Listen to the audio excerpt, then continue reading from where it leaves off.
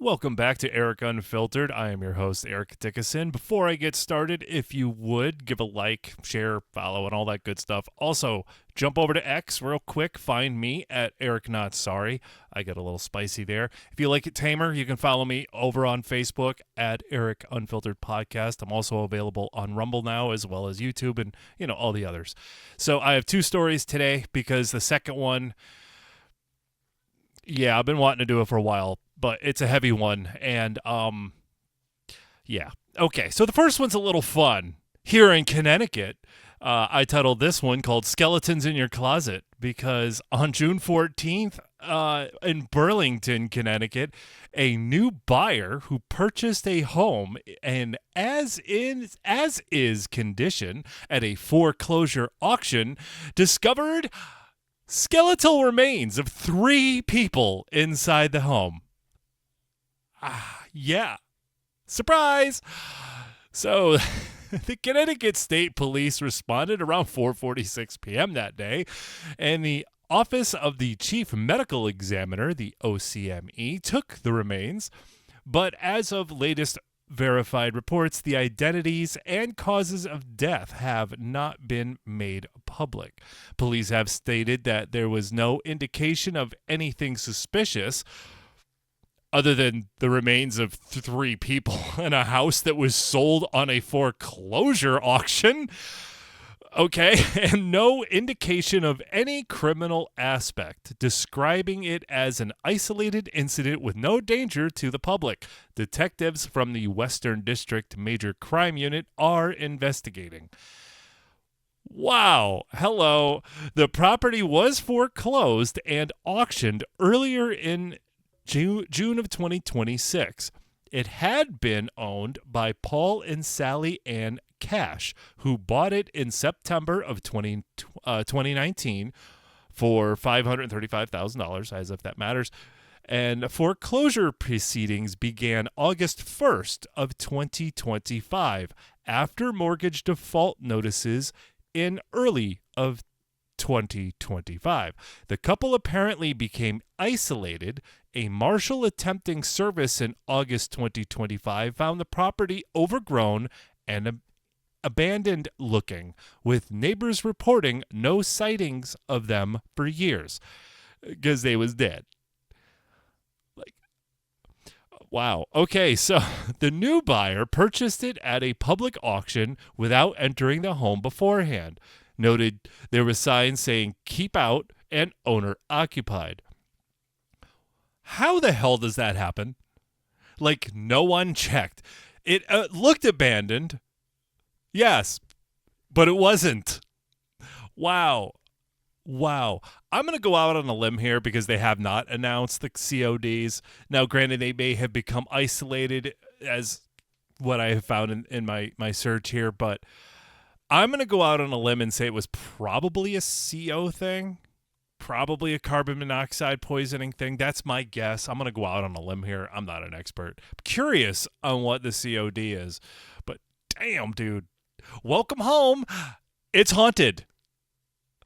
All right. So, the second story is titled, His Name Was Preston Davey. If you have any young children around or sensitive ears, this is a warning. You will want to pause now and listen later.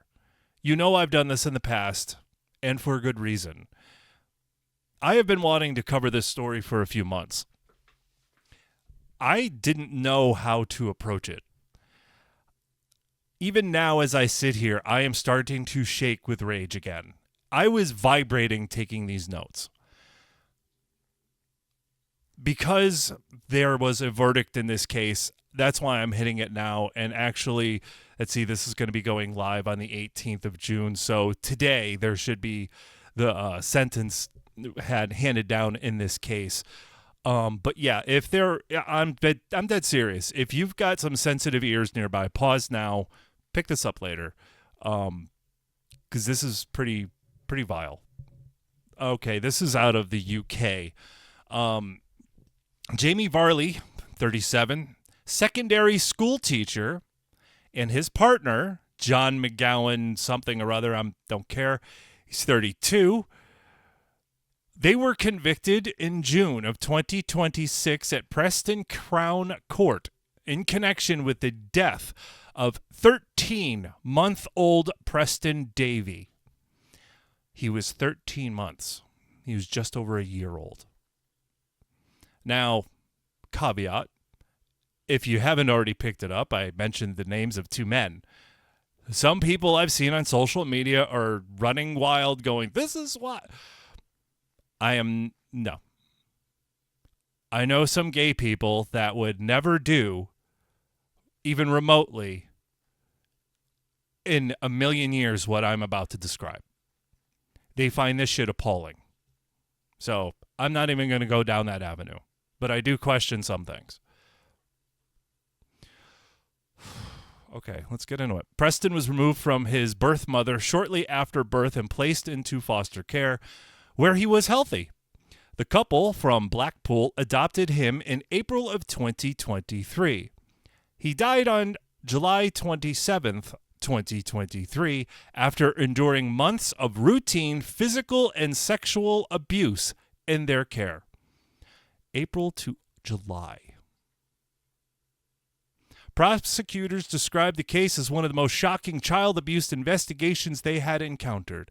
Yes, sir. Yes, sir. Jamie Varley was found guilty of murder by smothering, 2 counts of assault by penetration, 5 counts of cruelty to a child, grievous bodily harm, sexual assault of a child, 13 counts of taking indecent photos or videos of a child, 1 count of distributing an indecent photo to his partner, and 1 count of making an indecent photo. You know how I mentioned in the beginning there, murder by smothering? You're probably thinking maybe a pillow. It wasn't a pillow. And no, it was not his hands. Jamie Varley suffocated this child with his dick. He was balls deep into a 13-year-old's mouth. That's how he died. Can you understand why I'm kind of vibrating? Like, I want to violate a lot of terms of service right now. John McGowing, whatever the fuck his name is, was convicted also of causing or allowing the death of a child, 2 counts of child cruelty, and 1 count of sexual assault of a child. A post-mortem revealed about 40 traumatic injuries, external and internal, consistent with forcible penetration and sexual abuse, including bruises, internal damage, and a perforated bowel. Snapchat videos and indecent images taken by Varley documented the abuse. He admitted feeling ashamed of some but denied direct responsibility for the worst acts. Preston was hospitalized 3 times in under 4 months with injuries, including a fractured arm, yet concerns from health workers and his grandmother were reportedly missed and not acted upon adequately. No shit. Varley claimed he never hurt or sexually abused the child and portrayed himself as wanting a stable family life as a gay man, but the jury rejected this. One officer described him as a wicked, arrogant liar. We've got the video, bitch. The abuse was described as routine. This poor child was their fuck toy. It was routine over roughly 3 months Preston was in their care. It involved ongoing physical assault, sexual abuse, including penetration, ill treatment, and creation and distribution of child sexual abuse material. The child suffered repeated harm despite medical interventions. Public reports noted jurors and court attendees sobbing over the graphic evidence of injuries. Yeah, I can't even imagine. The case has prompted calls for public inquiry into adoption processes and missed safeguard opportunities. Yeah, I question that shit too. That's where my questions are. Not the whole gay guy thing. Like I said, I know gay people that are appalled at this. They never even heard about this because, again, it's out of the UK. And I told them, yeah, I've been thinking about this for months. Their punishment will be doled out, like I said, on June 18th. If it were up to me, my opinion, their punishment would be to shove a chainsaw up their ass and then start it. I would laugh as they turn into a fountain.